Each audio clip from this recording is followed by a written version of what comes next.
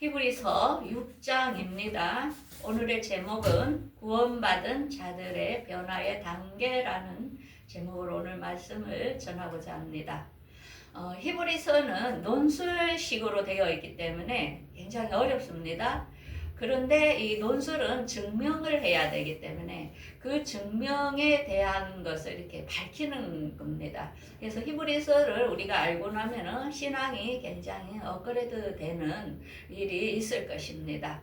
먼저 하나님께서는 우리가 모태에 지기 전에 너를 알았고, 내가 배에서 나오기 전에 너를 성별하였고, 너를 여러 나라의 선지자로 세웠느니라 하면서 에레미야를 부를 때에 이 말씀을 하셨습니다.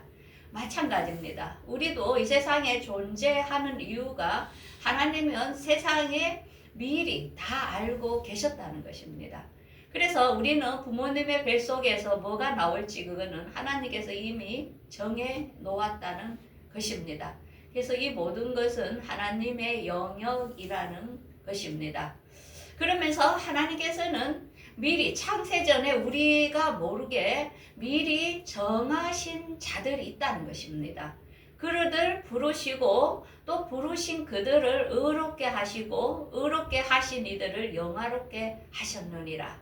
그걸 우리가 이렇게 말하죠. 먼저 부르는 것을 칭의라 합니다.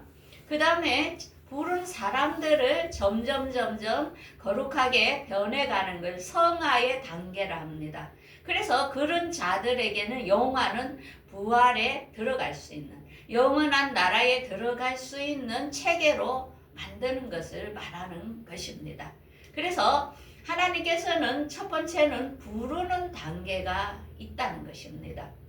그래서 제가 이번에 결혼식을 하면서 느끼는 거는, 제가 초빙을 했는데 정말로 꼭 오겠다는 사람인데 안 왔고, 그냥 예사롭게 생각했는데 그 사람들이 왔고, 그래서 같이 결혼식을 이렇게 참여를 했어요. 이게 마찬가지입니다. 우리도 우리 생각에는 하나님께서 나를 분명히 불러서 나는 하늘나라 갈 거야. 그런데 못 가는 사람이 있고, 생각지도 않게 덤으로 얹혀가지고 가는 사람이 있다는 것입니다. 저도 그걸 보면서 우리의 구원도 이렇지 않겠나. 정말 그 사람은 하늘나라 갈 거야. 그 사람은 얼마나 신앙생활 열심히 했는데 하면서 정말 이 사람은 절대 결혼식에 빠지지 않을 거야. 그런데 그런 사람이 딱 빵꾸를 내고 생각지도 않은 사람이 딱 오는 걸 보면서 우리의 구원도 아마 이럴 것이다. 하나님이 우리가 모르게 부른 자들이 있다는 것. 그래서 칭의의 단계라는 것은 부름의 단계를 말합니다. 우리가 예수를 믿는 것도, 우리가 지금에 같이 하는 것도 우연이 아니라는 거죠. 하나님은 이미 창세전에 우리를 향한 계획이 있었다는 거죠. 그래서 1절에 보면 이렇게 말씀합니다. 그러므로 우리가 그리스도의 초보를 버리고 죽은 행실을 회개한가, 하나님께 대한 신앙과 세례들과 안수와 죽은 자들의 부활과 심판에 관한 교훈의 틀을 다시 닦지 말고 완전한 죄로 나아갈지어다. 우리가 예수를 믿으면 먼저 회개를 합니다. 그리고 세례도 받고 안수도 받고 또 부활이 뭔지 심판이 뭔지를 다 압니다. 그런데 그 단계에 머물러 있다는 것입니다. 이론적으로 이런 아는 단계가 아니고 완전한 완성품의 단계로 가야 되기를 원하는 것입니다. 그러면서 이렇게 말씀하죠. 4절에 한번 하나님의 은사를 맛보고 성령에 참여한 바 되고 내세의 능력을 맛보고도 타락한 자들이 있나니 그들은 다시 예수님을 십자가에 못 박아 욕되게 한다는 것입니다. 우리가 예수를 믿고 모든 것을 경험을 했어도 타락되고 거기에서 제외되는 사람이 있다는 것입니다. 우리가 잘 아는 이스라엘 백성들을 알죠. 그들이 애굽 땅에서 노예 생활로 너무너무 고생을 했잖아요. 그래서 하나님은 그들을 불쌍히 여겨서 새로운 땅 가나안으로 인도하는 가운데 그들에게는 이스라엘에게 임했던 10가지 재앙을 목격했고 만나와 메추라기를 먹었고, 그들에게는 또한 옷과 그 40년 동안 이렇게 광야를 가면서 그들은 아무것도 안 했어요. 그런데 신발이 떨어지지 아니하고 먹을 것 만나를 내려 주셨고 메뚜라기를 주셨고, 그런데도 그런 엄청난 하나님의 표적을 경험을 했는데, 그런데 그들이 어떻게 배신했습니까? 모세가 잠깐 하나님의 부르심을 받아 시내산에서 말씀을 받고 모세 지도자가 잠시 40일 동안 없었습니다. 그때에 그들은 모세를 기다리다가 지쳐가 자기들이 원하는 금신상이 하나님이야 하면서 금신상을 만들어가 그곳에 예배하고 절하고 했던 것입니다. 그들은 하나님이 돈을 주는 만몬으로 착각을 했던 것입니다. 오늘날도 마찬가지입니다. 교회를 다니면 복받고 축복받고 하나님보다는 우상, 기복신앙, 돈을 섬기는 교회가 많다는 것입니다. 그거는 잘못됐다는 거죠. 우리가 본질인 하나님은 그런 하나님이 아니라는 거. 이스라엘 백성도 그렇게 많은 걸 목격했지만은 하나님을 떠나 재물 때문에 제문으로 그 금송아지를 섬겼던 이 배반한 사건들을 알 수 있습니다. 그 다음에 사도 바울도 마찬가지입니다. 그가 많은 복음을 전하면서 제자들을 낳았습니다. 그런데 데마라는 사람은 세상이 좋아서 예수 믿는 게 너무나 조잡하고 정말 재미없고 싫어. 근데 세상에는 너무 좋은 게 많아. 그래서 그렇게 많은 은혜를 받았지만 그는 하나님을 떠나게 되었습니다. 그리고 우리가 잘 아는 예수님의 제자 가룟 유다도 그는 예수님을 3년간 따라다녔습니다. 예수님의 표적도 목격했고 예수님의 모든 것을 말씀도 들었지만 그는 돈을 맡은 회계 장부를 맡은 회계꾼이었어요. 그러다 보니까 그 돈에 욕심이 나가지고 예수님을 은 30냥에 팔았던 것을 우리가 알 수 있습니다. 그래서 우리가 교회에도 이런 헌금 관리 이거를 철저해야 되는데, 왜? 물질에 넘어가는 사람이 너무 많다는 사람입니다. 그래서 교회, 대형 교회는 엄청난 헌금이 들어오면은 그걸 장로나 회계지사님들이나 이들이 빼돌리는 경우, 목사님이 빼돌리는 경우 이런 게 있죠. 그래서 물질 때문에 정말 신앙을 배신하는 이런 경우가 많다는 거. 그래서 우리는 돈 하나에 정말 철저하게 그것에 노예가 되면 안 되고, 돈이라는 것은 응용하는 겁니다. 필요할 때 적절하게 사용하는 그 돈, 그것을 잘 주무락주무락 하는 사람이 승자지요. 물질을 다스리는 사람이라는 것입니다. 그래서 로또를 맞은 사람들이 왜 망합니까? 그동안 꾸준히 돈 관리에 대한 연습을 안 했기 때문에 큰 돈이 오면 어떻게 쓸지를 몰라요. 그래서 다 망하는 것을 알 수 있습니다. 우리 김해에도 우리가 이곳에 몇 년, 30년 전에 왔죠? 올 때에 이 땅 논들이 들어가면서 벼락부자가 진짜 많았습니다. 그런데 그때는 저도 그들을 부러워했어요. 아, 이들은 막 부모 덕에 막 돈을 막 왕창 받았는데, 근데 얼마 지나고 나니까 자녀들이 사업하고 뭐 이러면서 다 이렇게 돈을 분실한 것을 알 수 있습니다. 그래서 우리는 항상 돈이나 모든 것은 매일매일 성실하게 관리를 하고 이런 게 체계적으로 돼야 더 큰 걸 맡겼을 때 넘어가지 않고 잘 관리를 할 수 있는 것입니다. 그 다음에는 우리를 부른 다음에는 뭐냐? 성화. 하나님께서는 그냥 예수 믿는다고 부르다고 끝나는 게 아니고 어린아이가 점점 어른으로 자라가듯이 우리의 신앙도 자라기를 원합니다. 그래서 7절에 이렇게 말씀하지요. 땅이 그이에 자주 내리는 비를 흡수하여 밭가는 자들이 쓰기에 합당한 채소를 내면 하나님께 복을 받고 가시와 은금키를 내면 저주를 받는다. 이게 말씀은 이 비유로 해놨기 때문에 AI가 풀 수 없는 거예요. 그래서 AI가 할 수 없는 분야가 이 종교인 것입니다. 하나님은 이 마귀들이 볼 수 없도록 이렇게 비유로 감추어놨다는 것입니다. 그래서 신학은 학문이 아닙니다. 우리 기독교는 학문으로 배우는 게 아닙니다. 하나님의 영을 받은 사람들이 이 말씀을 풀어내는 것입니다. 영으로. 그래서 여기서 비라는 것은 하나님의 말씀을 말합니다. 말씀이 우리에게 뿌려집니다. 누구에게나. 그런데 그곳에 먹을 수 있는 좋은 채소를 낸다는 것은 열매가 좋은 열매, 하나님께서 원하는 좋은 자녀로 성장하는 사람을 말합니다. 그런데 가시와 엉키라는 건 뭡니까? 가라지 말하는데 그거를 마귀의 자식들을 말하는 것입니다. 그래서 같은 말씀이 떨어져도 절대로 하나님의 말씀을 받지 않는 자들이 있다는 것입니다. 그들이 마귀라는 거죠.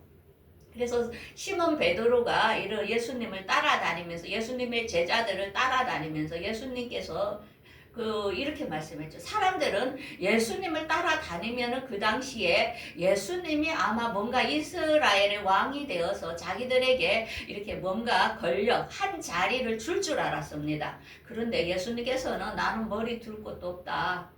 예수님 집도 없었어요. 그렇게 다니면서 복음을 전했는데, 그러니까 사람들이, 많은 무리들이 따라다니다가 다 떠났어요. 저 예수님 따라가다가 내가 굶어 죽겠다 싶으니까 다 포기하고 돌아가는데, 그 시몬 베드로에게 예수님이 너희들도 갈 거냐 이러니까 베드로가 뭐랍니까? 영생의 말씀이 주께 있으니까 자기들은 안 가겠다 이런 거예요. 그래서 우리가 기독교라는 것은 하나님의 말씀을 먹는 것입니다. 말씀을 알아가는 것입니다. 그래서 예수님은 공생애 동안에 이런 비유를 많이 들었습니다. 내가 말씀이 길가에 떨어지니까 어떻습니까? 마귀가 와서 확 먹어버리니까 절대로 하나님 말씀을 안 듣는 사람들이 있습니다. 그 다음에 돌밭에 말씀이 떨어진다는 것은 우리 마음같이 돌같이 좀 딱딱한 마음입니다. 그러니까 돌에는 이렇게 식물이 못 자랍니다. 그래서 그들은 말씀을 잠시 받아서 기뻤지만 그들이 말씀이 내 안에 뿌리를 못 내려 타 버리는 것을 알 수 있습니다. 그 다음에 가시덩기와 엉겅퀴에 떨어졌다는 것입니다. 이건 뭐냐면은 하나님의 말씀을 들었지만은 이 세상에 살다 보니까 물질적으로 어렵고 환난과 핍박이 어렵다 보니까 하나님을 다시 버리는 것을 알 수 있습니다. 그 다음에는 좋은 같은 마음이 옥토박 같은 마음에 떨어지니까 30배, 60배, 100배의 열매를 맺어 진정한 하나님의 자녀가 된 것을 알 수 있습니다. 그래서 사도 바울은, 우리가 잘 아는 이 사도 바울은 공부를 아주 많이 한 사람이죠. 율법 선생, 가문의 그 문학자로서. 그런데 그는 예수 믿는 사람들을 죽이는 것이 하나님께 잘하는 거라고 생각했습니다. 그래서 그는 구약의 유대교, 모세의 율법만 믿었던 사람이었는데 자기가 예수님을 직접 만나고 나니까 어떻게 됩니까? 자기가 지금까지 정말로 유익했던 모든 것을 다 예수님을 위하여 배설물로 버려버린다. 그러면서 예수님을 아는 것이 가장 고상하다는 것을, 가장 지식이라는 것을 그가 깨닫게 되면서 그가 어느 단계까지 갔냐면은 그리스도의 부활, 우리는 인간은 죽지 않고 부활된다는 것을 알았던 것입니다. 그래서 그는 그 예수님과 합하여 부활이 되기 위하여 그의 고난을 같이 당하고 죽음까지도 같이 하면서 그가 소망했던 건 뭡니까? 예수님이 오실 때 같이 자기는 부활되어 영원한 나라에 가는 것을 사모하면서 살았던 분입니다. 그래서 우리가 지금 기독교는 부활 기다리는 것은 부활입니다. 이 세상의 사람들에게 부활이 뭔다 이러면은 그게 무슨 말이야? 예수 믿으면 그냥 좋은 나라 가는 거야? 이런 거만 알고 있죠. 그런데 부활은 뭐냐면은 지금까지 죽은 사람들이 예수님이 공중 강림하실 때 영과 육이 하나 되는 몸으로 부활한다는 것입니다. 인간은 죽는 몸이 아니라는 것입니다. 그리고 우리 살아있는 사람도 우로 끌어올려서 영과 몸이 있는 상태로 예수님과 함께 영원한 새하늘과 새 땅으로 들어가는 몸이라는 것입니다. 이 엄청난 비밀이 있는데 교회를 다녀도 모르는 사람이 많습니다. 그냥 죽으면 천당 가는 거로만 그렇게 알고 있는 사람이 있다는 것입니다. 그런데 중요한 것은 항상 그곳에 참여할 사람들은 모든 사람과 더불어 화평하고 거룩함이 없으면 절대로 주를 보지 못한다고 이렇게 나옵니다. 그러니까 우리가 막연하게 교회만 다니면 가겠지 이런 생각은 버려야 됩니다. 우리는 철저하게 변화되는 삶으로 변해야 된다는 것을 말하고 있습니다. 그래서 우리가 점점적으로 구원에 대한 확신을 가지고 우리가 변화되는 삶을 뭐냐면은 우리 안에 사랑이 가득하여 성도를 섬기고 또한 그들을 갖다가 이렇게 헌신하고 봉사하는 면, 그게 뭡니까? 예수를 믿다 보면은 말하지 않아도 그 사람 몸에 사랑과 헌신이 나타난다는 것입니다. 그런 몸으로 우리는 변화되기를 원한다는 것입니다. 말로만 예수 믿으세요. 뭐 교회 가면 복 받고 영원히 천국 가요. 이게 아니라는 것입니다. 우리가 성장을 해야 된다는 것입니다. 예수님의 온전한 사랑으로 우리도 같이 변화되기를 원한다는 것입니다. 그러면서 우리가 끝까지 소망을 가지고 우리가 하늘에 가는 소망, 그래서 믿음으로 우리가 그 약속, 하나님께서 우리에게 주고자 하는 새하늘과 새 땅을 우리가 소망하면서 끝까지 붙드는 것을 말하는 거죠. 그냥 가다가 버리는 게 아니고 끝까지 가는 것을 말하는 것입니다. 옛날에 이제 제가 30대에 이 건물을 지었죠. 그때 당시에 한 1억 빚을 지었죠. 그러다 보니까 살림하려 빚 갚을라 이자 낼라 정말 힘들더라고요. 그래서 와 정말 팔고 싶은 마음, 정말 팔라고 내놔봤어요. 그런데 아무도 살라는 사람이 없더라고요. 그래서 마음을 접고 열심히 빚을 갚자 하면서 정말 끝까지 소망을 가지고 그걸 처리하려고 노력했을 때 원하는 꿈을 이뤘듯이 우리도 구원도 그런 것 같아요. 가다 보면은 포기하고 싶을 때가 많아요. 신앙생활도 그만두고 싶을 때가 많아요. 어려움이 오면은 정말 이 하나님의 말씀을 지키기가, 그걸 믿기가 어려운 시간들이 있어요. 그렇지만은 끝까지 우리는 달려가야 되는 것이 중요하다는 것입니다. 그래서 세 번째 영화의 단계를 말씀하고 있습니다. 칭의, 성화, 영화. 영화는 뭐냐면 하나님께서 아브라함을 부르면서 뭐라 했습니까? 그에게 앞으로 별과 모래와 같은 너의 자손들이 그렇게 많을 것이다.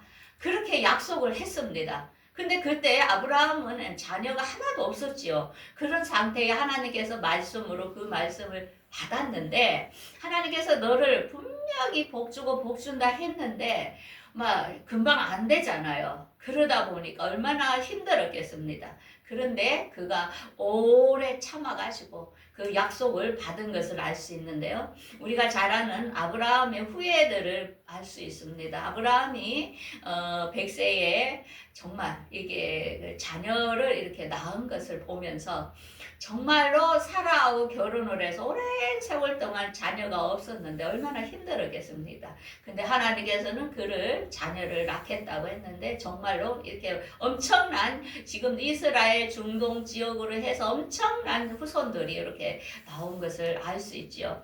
그런데 아브라함에서는 이 자녀에 대한 것이 끝이 아니라 그는 더 나은 본향을 사모했는데 그것은 하늘에 있는 한 성이라는 것입니다.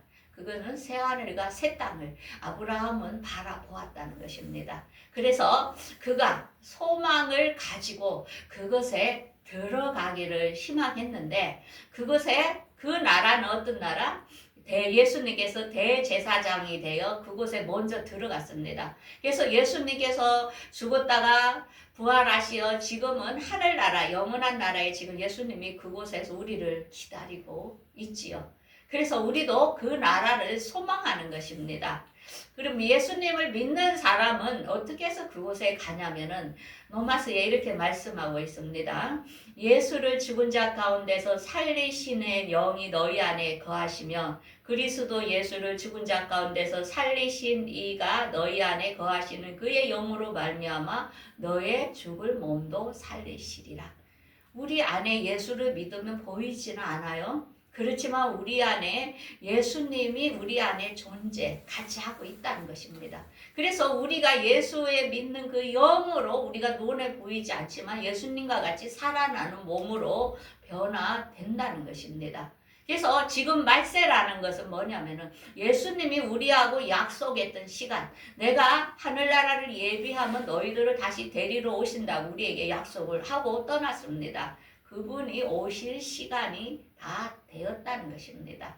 그래서 말세라는 것은 예수님이 오실 시간이 됐지 이 세상이 다 멸망하는 건 아닙니다. 이 세상은 또 그 다음 단계가 또 있습니다. 1000년이라는 시간이 더 있습니다. 지구 땅은.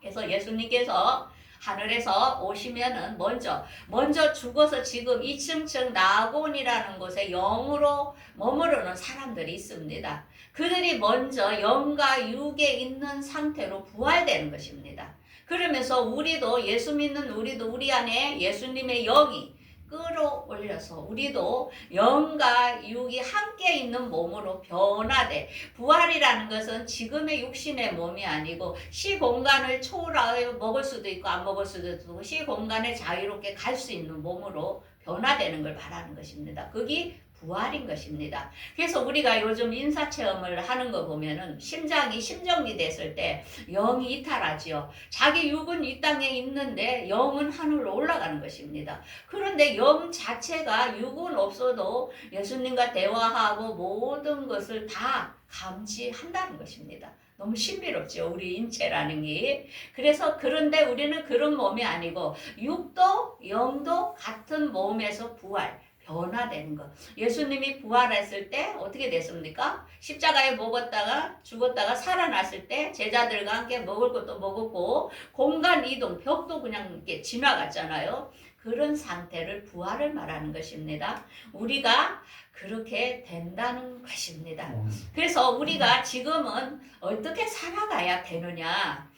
우리 기독교인들이 어떻게 살아야 되느냐? 로마서 12장에 이렇게 말씀하죠. 그러므로 형제들아 내가 하나님의 모든 자비하심으로 너희를 권하노니 너희 몸을 하나님이 기뻐하시는 거룩한 산 제물로 드리라. 이는 너희가 드릴 영적 예배리라.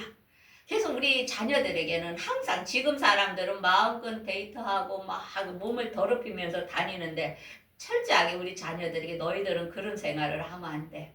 절대 그러면 안 돼. 세상이 다 그럴지라도 너희들은 정결해야 되고 깨끗해야 되고 그렇게 항상 교육을 했던 것입니다. 우리 기독교는 세상 사람과 틀린 것입니다. 거룩함을 입으라고 분명히 얘기합니다. 그러면서 이 세상의 시대를 본받지 말고 마음을 새롭게 함으로 변화를 받아 하나님의 선하시고 기뻐하시고 온전한 뜻이 무엇인지 분별하도록 하라. 한 겁니다. 그래서 우리 아들이 은행에 있었지만 제가 되도록이면 은행을 나가라고 했죠. 나 은행에 가지 마라 했죠. 왜? 은행이 좋은 것입니까? 정말 잔인합니다.